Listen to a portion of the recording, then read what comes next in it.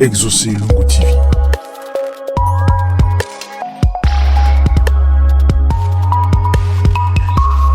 Exaucé Lungu TV.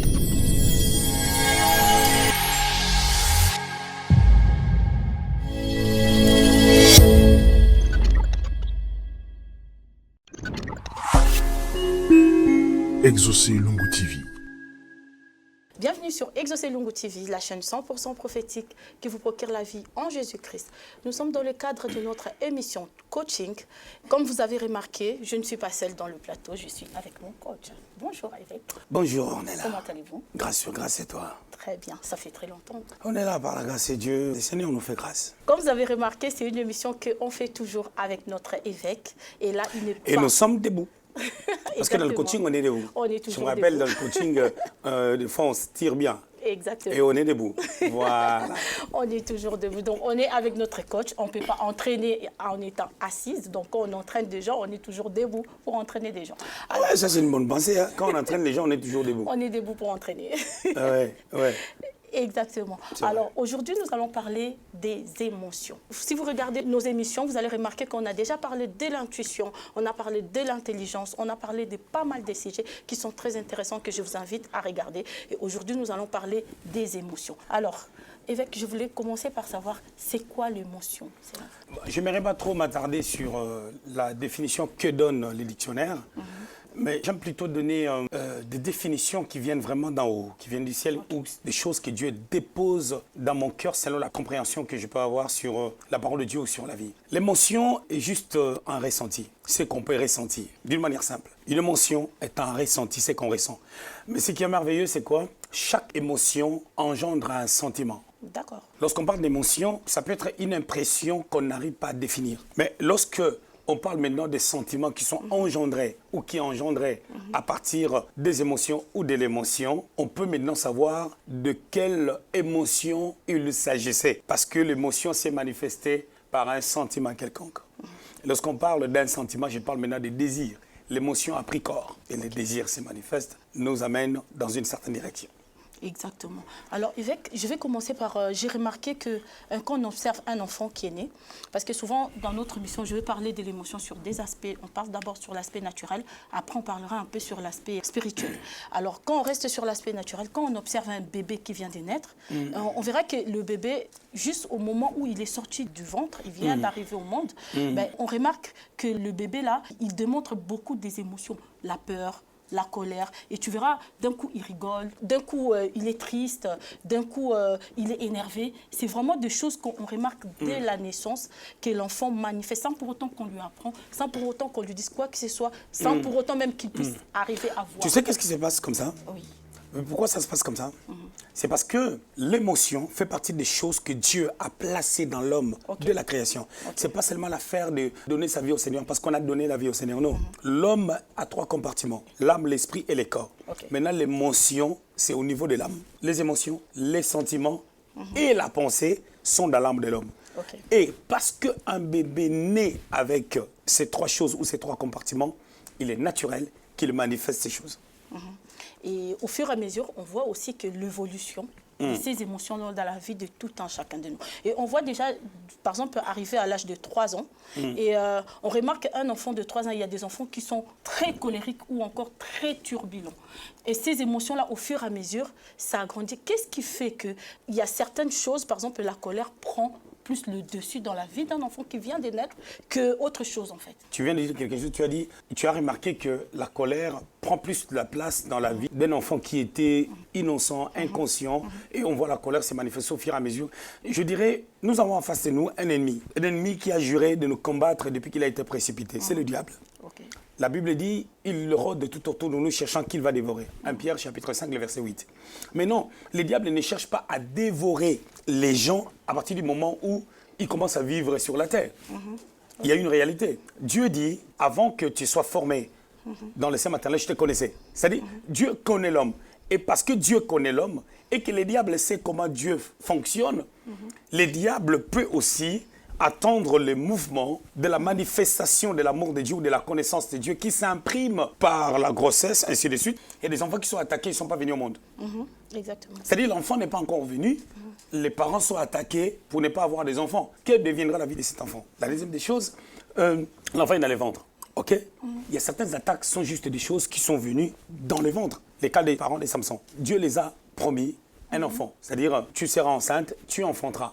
L'histoire de Samson, Juge chapitre 13. Mais Dieu donne des privations. Dieu demande à la maman d'avoir une certaine qualité de vie afin qu'il ne puisse pas introduire l'ennemi dans la sémence qui avait déjà des soucis pour venir. Exactement. Tu vois? Donc, on va remarquer, comme tu as posé la question, dans la vie de tous les jours, un enfant grandit, il manifeste vraiment les comportements du frère de son père. Et c'est un colérique, c'est vraiment un colérique. Si c'est un bagarreur, c'est vraiment un bagarreur. Tu dis, mais ça vient d'où? Il a appris ça où? La vie de l'homme est dans le sang. Ok.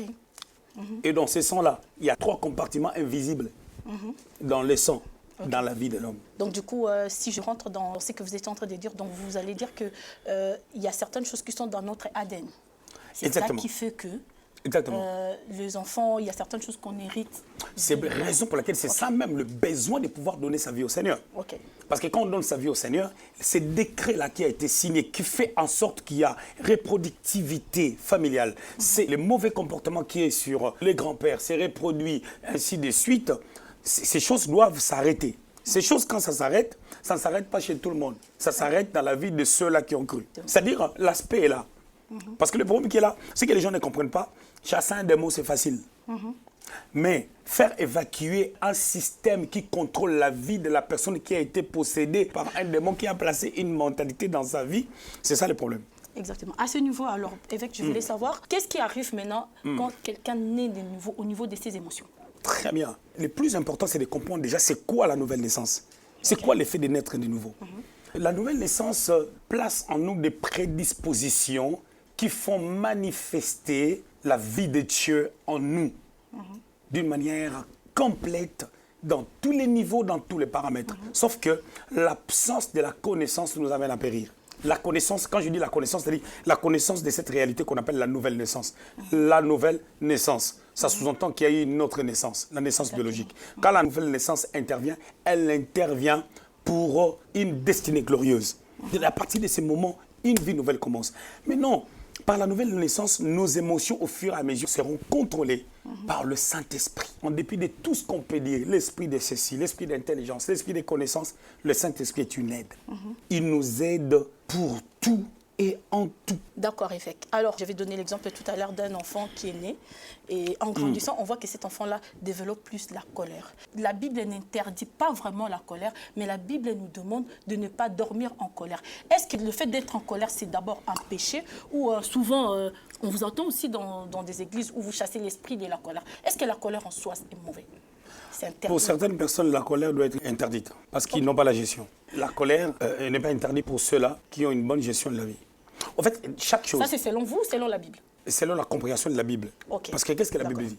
Mais attends, Jésus avait une bonne gestion de la vie, raison pour laquelle vous allez remarquer... Mais il était colérique, il avait la colère aussi. Non, on peut pas... Attention, lorsqu'on dit que quelqu'un est colérique, c'est la manifestation d'une mentalité qui prime, qui demeure, qui vit avec la personne, qui conduit, qui régit la vie de la personne. Le socle même de la vie de la personne, c'est ça. C'est là où on peut parler de colérique. Colérique, c'est un caractère, c'est une identification.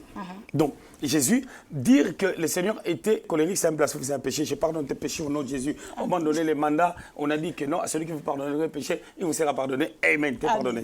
Voilà, donc, le problème qui est là, tu sais, c'est difficile de ne pas s'énerver. Et c'est difficile aussi d'avoir la gestion de la colère. Ce qui s'est passé au temple, on va appeler ça quoi? Il était énervé, il était en colère en fait, si je peux dire. Non, la Bible n'a pas dit ça. Il ne faut pas faire dire à la Bible ce qu'elle n'a pas dit. Maintenant, si on parle des émotions, la chose que Dieu avait fait, le Christ avait fait, par exemple... Il était sévère. La sévérité diffère de la colère. Il a agi dans la sévérité. Il a agi dans la sévérité plutôt que dans la colère. Il agit dans la sévérité. Et la sévérité semble être comme une manifestation de la colère. Non, mais c'est une manifestation de la justice de Dieu. Parce que lorsque la justice de Dieu s'est manifestée à la croix, vous savez, Dieu, son Fils qu'il a aimé, il a laissé qu'on le frappe. Parce que la justice de Dieu est censée se manifester pour récupérer un plus grand nombre de personnes afin de pouvoir récupérer son fils après la résurrection pour les prendre à la droite. Qui est gagnant? C'est celui qui est vraiment à la droite. Mais souvent, on dit aussi la colère de Dieu. C'est l'Ancien Testament, c'est la loi. Tu es encore sous la loi. Je dois bénir ta vie. Seigneur, fais-la quitter la loi au nom de Jésus-Christ. Elle est pardonnée parce que celui qui vit selon la loi est dans le péché par rapport à la grâce. Ses péchés sont pardonnés. Amen. Donc Amen. Ça, c'est encore la loi. Quand on parle de la colère de Dieu, Jésus a fini la colère de Dieu. Ok, donc il était colérique avant. Donc Jésus a fini la colère de Dieu. Jésus a fini la colère de Dieu depuis la croix. Dieu était colérique. Okay. Dieu agissait dans la colère parce qu'il ne fonctionnait pas avec ses enfants. D'accord. Comme il ne fonctionnait pas avec ses enfants, il a droit de se fâcher. Et lorsqu'un parent agit toujours dans la colère avec ses enfants auront une bonne éducation. Oh, Dieu veut notre bien. Exactement. On revient encore sur les émotions. J'ai vu que j'ai été déjà pardonnée plusieurs fois, merci Seigneur.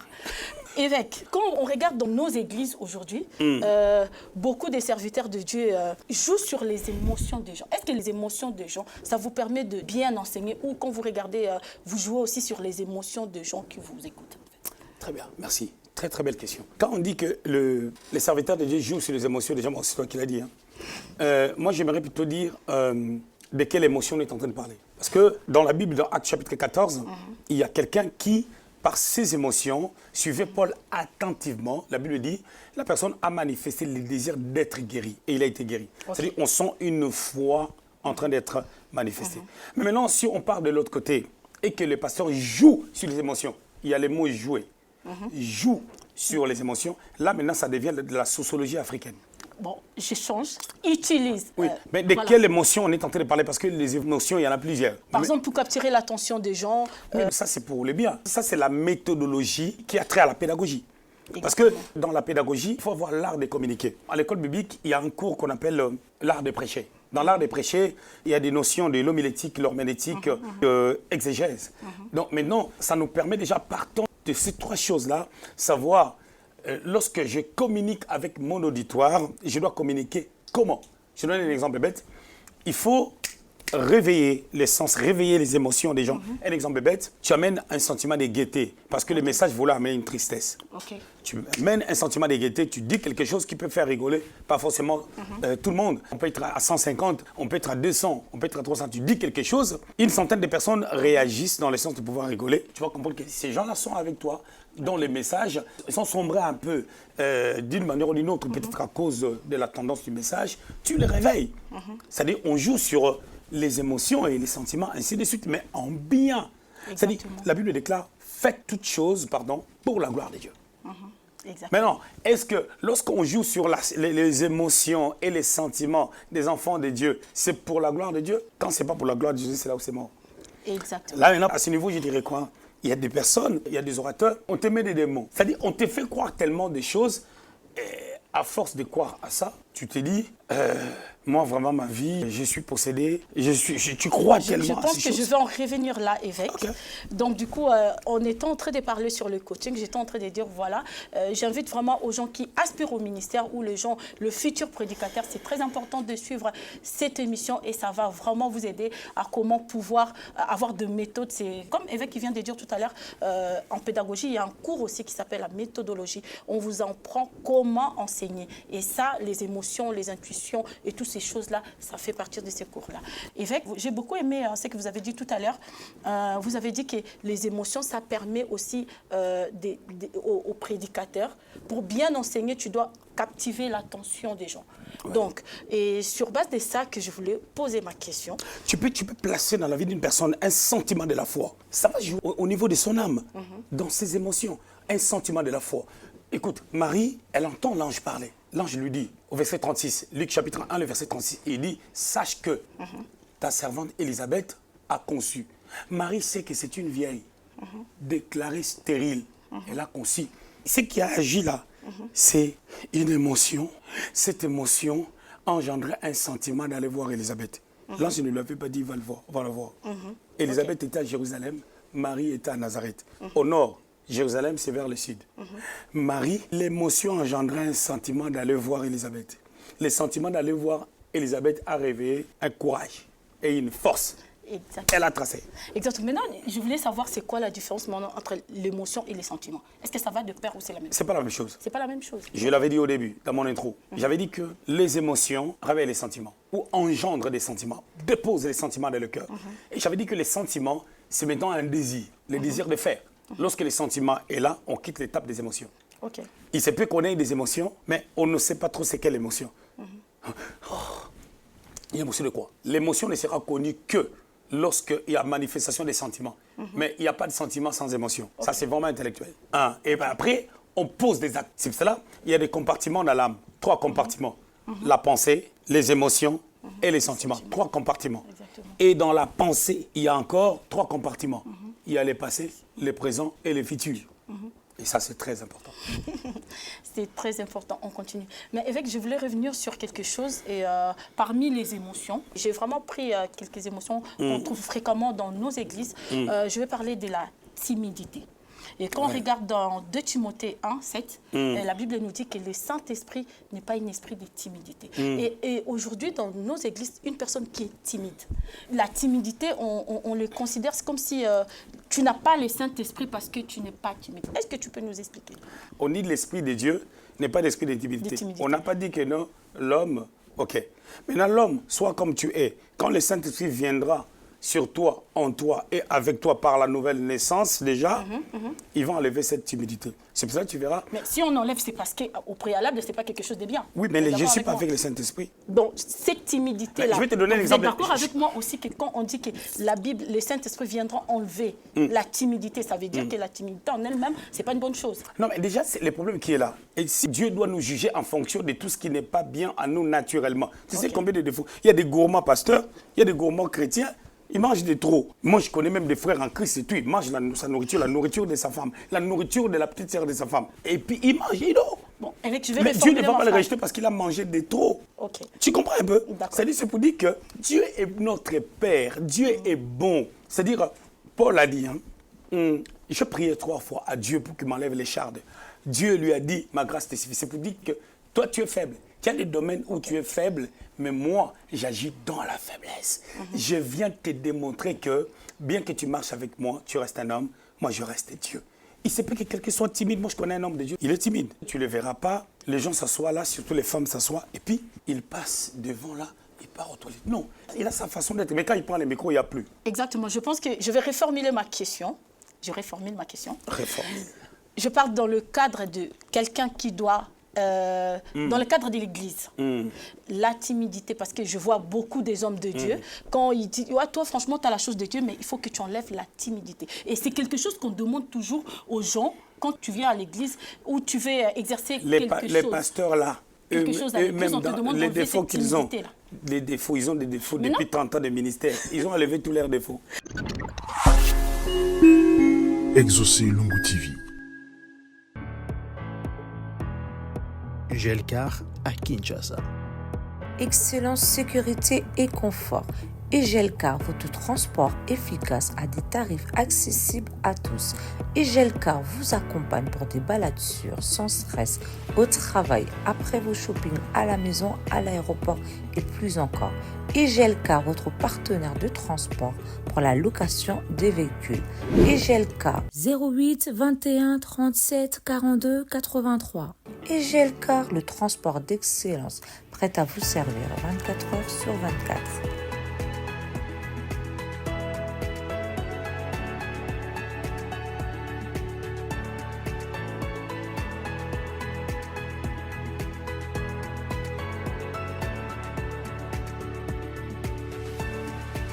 Egelcar, le transport d'excellence, prêt à vous servir 24 heures sur 24.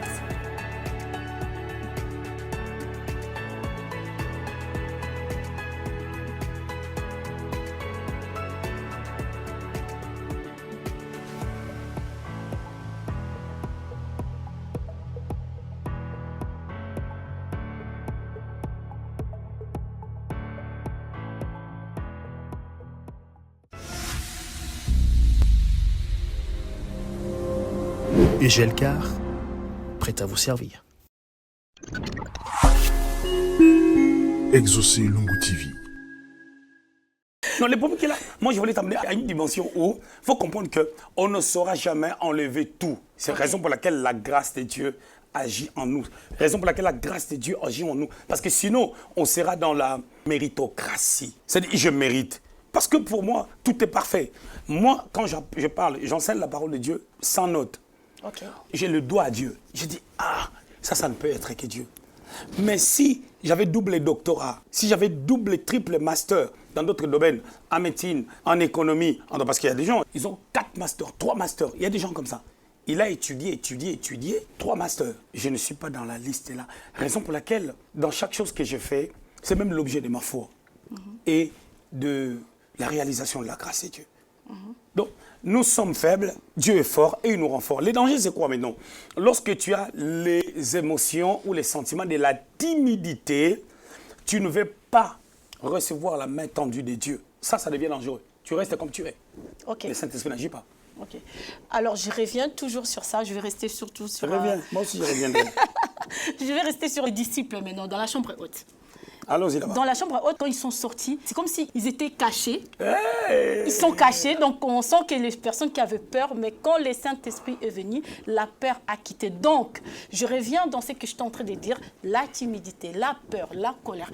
Est-ce que c'est des facultés qui peuvent empêcher quelqu'un d'exercer pour bien servir Dieu? Tu ne dois pas avoir ces choses-là, parce qu'on voit chez les disciples, on le voit, ils n'avaient plus la peur. La Bible... On dit la même chose, sauf que le langage est différent. Okay. C'est comme deux personnes qui ont mis les mêmes pantalons, l'autre a acheté chez H&M, l'autre a acheté chez, je ne cite pas les noms. Vous savez que les prix c'est différent, mais ils se sont couverts. On parle de la même chose, juste que, mais je parle même au-delà de la timidité. Il y a d'autres états que les gens ont. Mais lorsque le Saint-Esprit vint, il enlève ça, regarde Pierre. Pierre c'était quelqu'un de chaud. Quand le Saint-Esprit est venu, il y a quelque chose qui s'est passé, il n'était pas timide. Mais il avait d'autres états. Mais quand le Saint-Esprit est venu, quelque chose d'autre s'est passé. C'est pour dire que nos défauts, nos tares, nos imperfections, Dieu les prend en charge, mais lorsque nous lui laissons la place. C'est ça la réalité. Des fois, on dit à quelqu'un, tu peux, la personne ne veut pas. La personne ne veut pas, non, moi je suis timide, je ne peux pas. Voilà. Donc, si j'ai bien compris, c'est que vous êtes en train de dire que ce sont des facultés que nous avons. On ne peut pas tout enlever, mais dans certains domaines, tu es obligé d'enlever ça. Donc, par exemple, dans la prédication, je reviens dans la prédication. Tu ne peux pas prêcher tout en étant timide. Un exemple, maman Mariam, elle est timide. Mais quand tu la vois à la maison, elle n'est pas timide. Elle est dans son monde. Elle est chez elle. Quand elle monte du haut, la chair, elle n'est pas timide. C'est pas quelqu'un, tu reçois les hommes de Dieu, tu reçois les gens et tout. Et puis, maman Mariam, elle débarque comme ça, là, et puis elle les regarde vraiment dans les yeux comme ça, là, et tout. Pasteur, ça va, pasteur? Non. C'est quelqu'un de timide, elle vient tout bonnement comme une Congo. Elle va venir, ça va, papa, et tout. Elle est comme ça, ça c'est son côté timide. Différemment de moi, moi je vais venir, homme de Dieu, ça va. Donc, on est différents. Sauf que ce qui est merveilleux, la bonne nouvelle est que lorsqu'elle rentre dans ses fonctions, il n'y a pas. C'est là où on voit même l'apport de Dieu. Parce que l'Esprit de Dieu, c'est pas une dimension où il vient tout le temps pour nous rendre actifs par rapport à ce qu'on fait. Si tel était le cas, ce n'est pas le Saint-Esprit qui va t'aider à aller faire un enfant. Mais vous êtes d'accord avec moi aussi que souvent, on remarque que les personnes qui sont émotives dans nos églises, parce qu'on est dans un cadre chrétien, donc dans nos églises, quand quelqu'un est émotif, on a l'impression qu'on diabolise ça. C'est ça le problème en fait. Et moi, c'est ça le problème.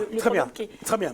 Les émotifs primaires, ce sont des personnes qui ont des réactions épidermiques qui peuvent être très dangereuses. Parce que ça cache leur meilleure personne et ça ressort une autre chose. Si c'est une femme, ça peut éloigner le mariage, ça peut éloigner des bonnes connexions, ça peut éloigner ceci ou cela. Si c'est un homme, c'est pareil.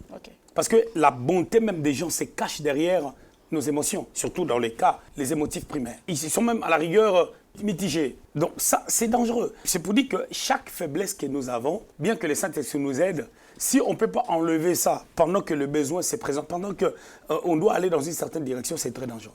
C'est pour cela, l'aspect de la croissance spirituelle, c'est quelque chose qui demeure dans la vie de chaque enfant de Dieu. La croissance spirituelle, ce n'est pas l'affaire des bébés spirituels. La croissance spirituelle, c'est l'affaire de tous les chrétiens. Des fois, nous croyons que lorsqu'on devient pasteur, lorsqu'on a 10 ans dans la foi, il y a des choses qu'on n'a plus besoin. Il y a des prières qu'on ne peut plus faire. C'est dangereux. C'est dangereux. Moi, j'ai un problème avec les hommes de Dieu actuels. Donc, les hommes de Dieu, cette dame a un problème avec eux. Exactement. Et on a remarqué dans pas mal de choses, les hommes de Dieu, ils jouent, je reviens, là vraiment je vais marquer le mot jouer. Par exemple, tu viens à l'église, tu viens prier, et déjà quand tu viens, par exemple, une personne qui a eu beaucoup de problèmes, quand il vient, l'homme de Dieu va regarder, il a dit, ah, toi, la personne est déjà abattue par terre. Mais quand tu viens à l'église, on va te faire comprendre où il y a deux volets. On te dit, voilà, tu as des esprits, tu vois, tous ces esprits, c'est à cause de telle chose. On te montre vraiment des choses concrètes. Et quand tu regardes ta vie, tu te dis, voilà, ton oncle, tu vois, dans ta famille, vous êtes comme ça, tout le monde meurt parce que... C'est comme si on te met la peur. Et ça te pousse à prier. Et ça, c'est quelque chose, j'ai remarqué que beaucoup des hommes de Dieu jouent sur ça par rapport aux enfants de Dieu. Et tu verras que l'enfant, la personne là qui vient à l'église au préalable pour la vie éternelle, mais il va se focaliser sur ça. Et parce que telle personne, ma famille, c'est vraiment des choses qui volent un peu.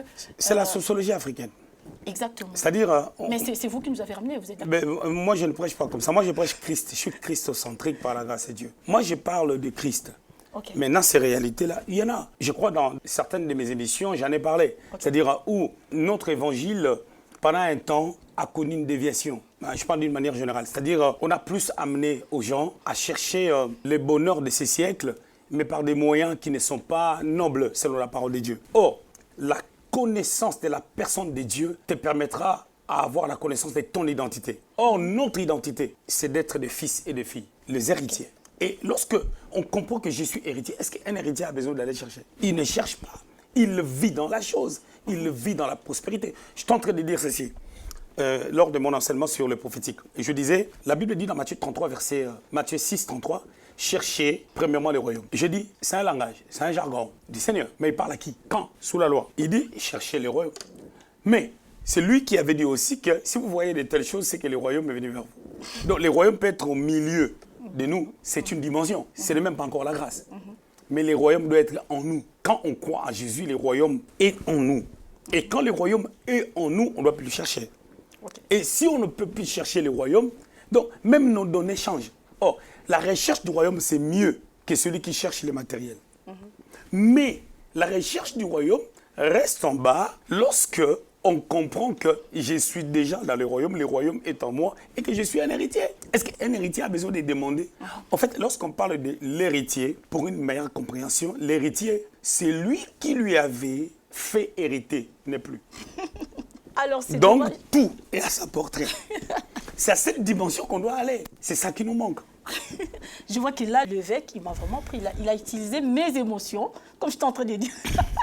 Dans sa méthodologie, il a vraiment utilisé mes émotions pour que je puisse... Parce que là, Utiliser les émotions ne doit être que pour la gloire de Dieu, plutôt que pour attirer les gens vers nous, afin qu'ils soient sous nous comme des marionnettes pour nous donner de l'argent, pour faire ceci, pour faire... Ça ne doit pas être rattaché à des intérêts sordides.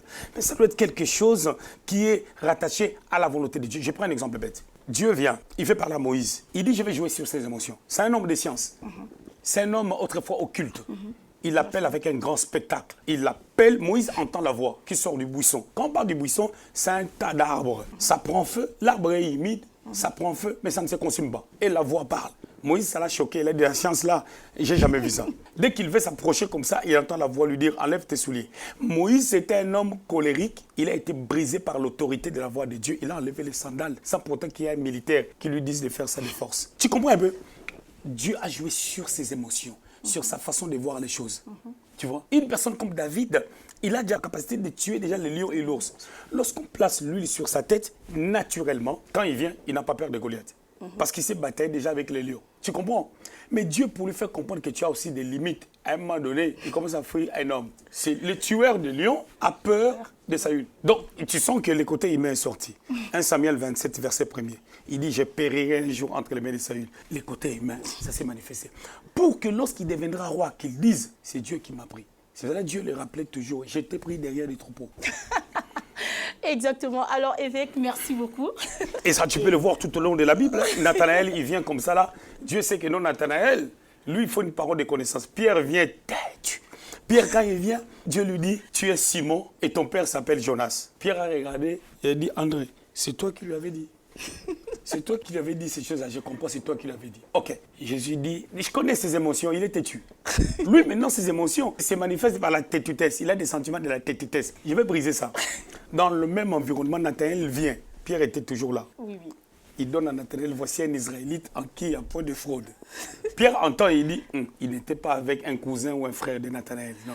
Ça, c'est devenu sérieux. Pierre, il est têtu.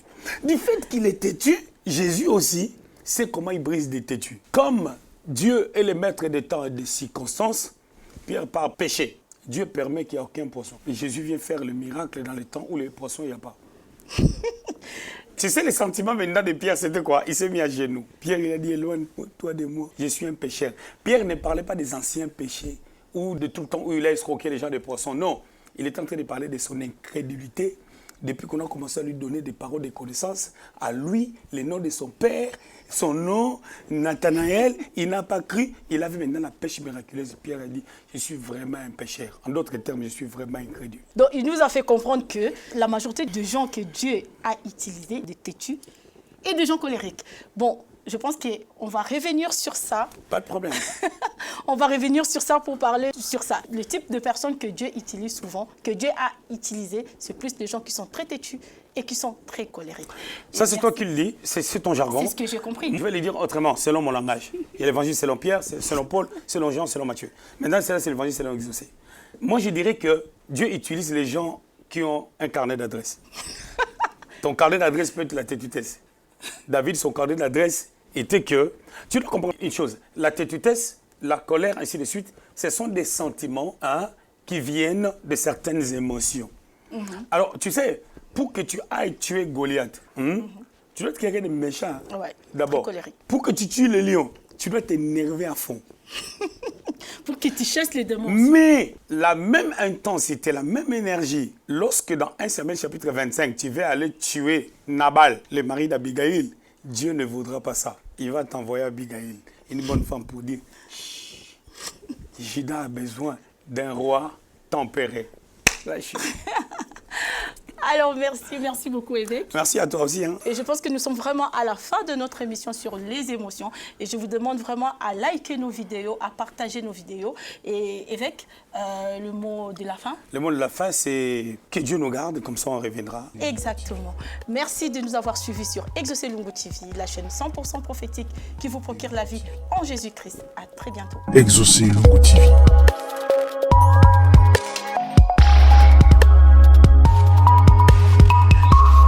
Exaucé Lungu TV.